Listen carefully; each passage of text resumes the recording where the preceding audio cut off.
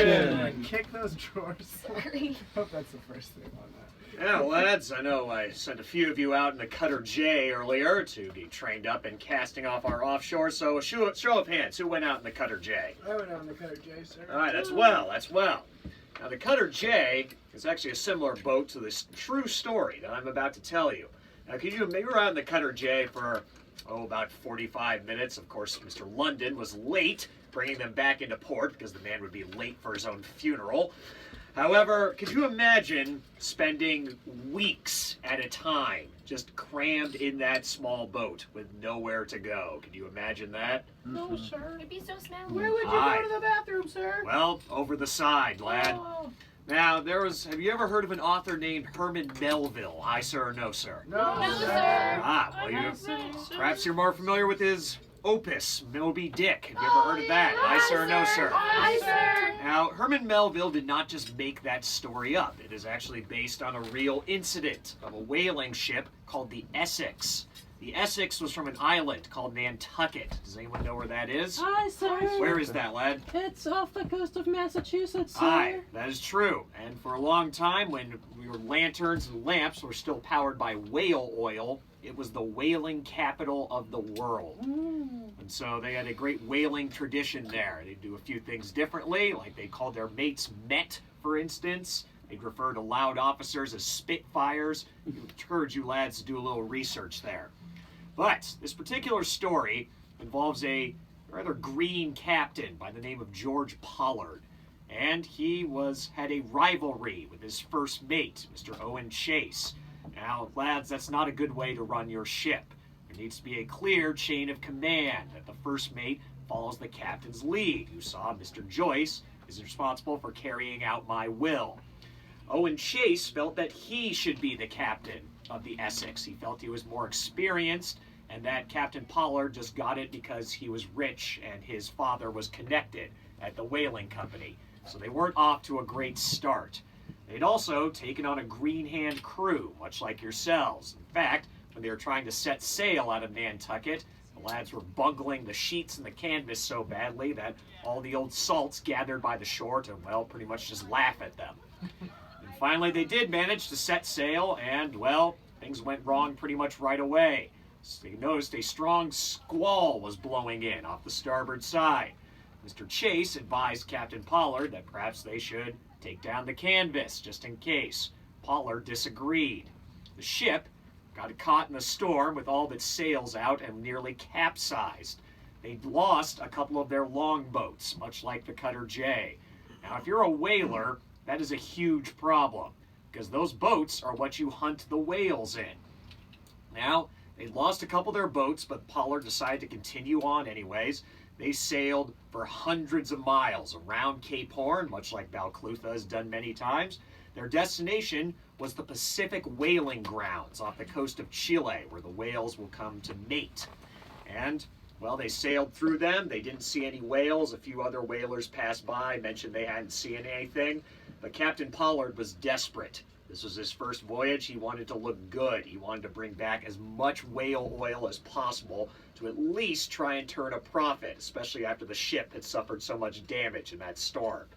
Eventually, they did find the whales, and they started to hunt them. To do that, you load up a crew in your longboat like the Cutter J, and imagine this, lads.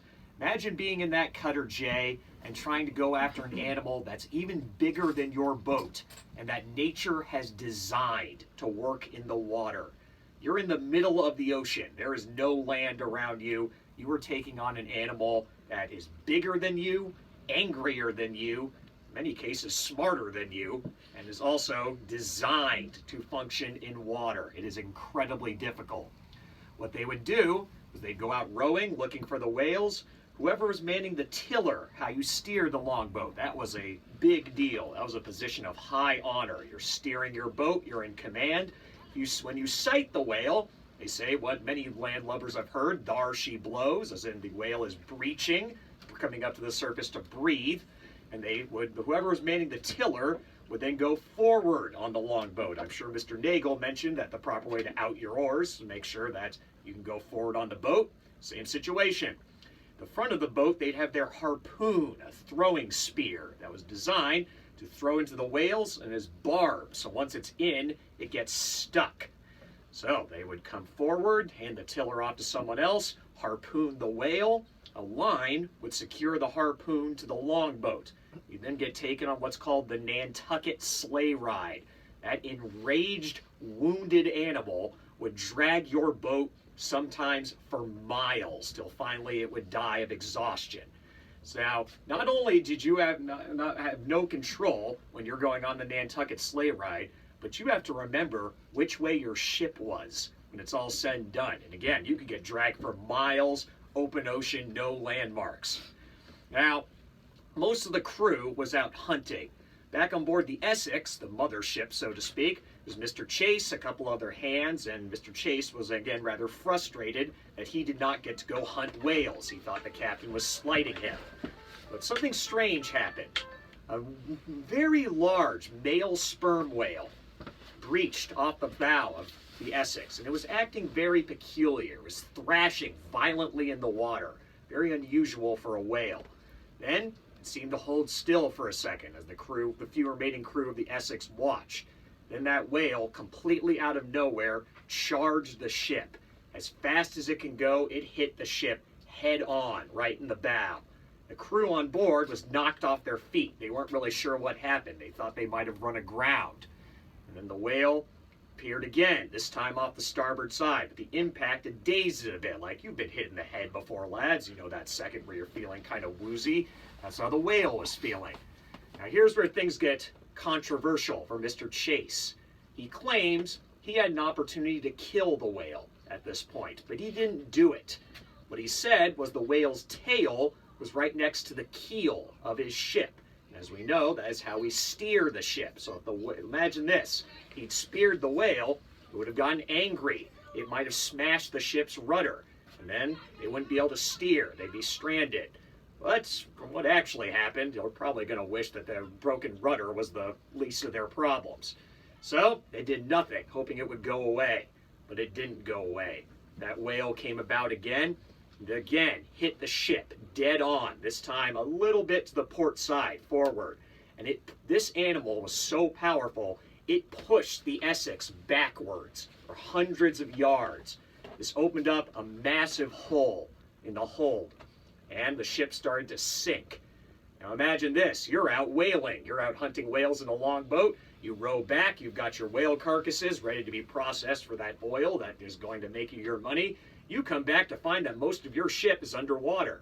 And the few remaining crew are desperately trying to save as much food as they can.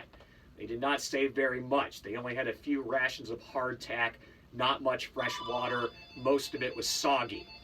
Now, they were also in their longboats. The Essex had gone completely under, and the remaining head officers, Captain Pollard, Mr. Chase, and the second mate, Mr. Matthew Joy, came together, tried to figure out what to do next. Captain Pollard wanted to sail to what is now the Society Islands, but again, this shows he was a green captain. His two mates, Mr. Chase and Mr. Joy, overruled him.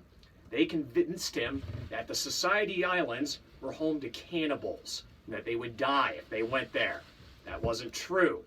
Actually, the U.S. Navy had visited the Society Islands during the War of 1812, and they knew that the locals were friendly and would have helped them and provisioned them. But they believed the sort of lies and sensationalist accounts about these cannibals, and the three of them decided to sail their longboats the other way, back to Chile, 3,000 miles away. And lads, when you're sailing, you don't really go in a straight line. You have to follow the wind, tacking and jibing back and forth, back and forth. They also did not really have a compass. It was really just best guess as to which way they were going. And after days upon days upon days of this, they started to run out of food, which leads to every sailor's worst nightmare, drawing lots. Has anyone ever heard that phrase before, drawing lots? Aye, sir. Aye, indeed. For those of you who don't know, drawing lots is a lot like when you're drawing straws to decide who's going to do something. You do not want to get the short lot.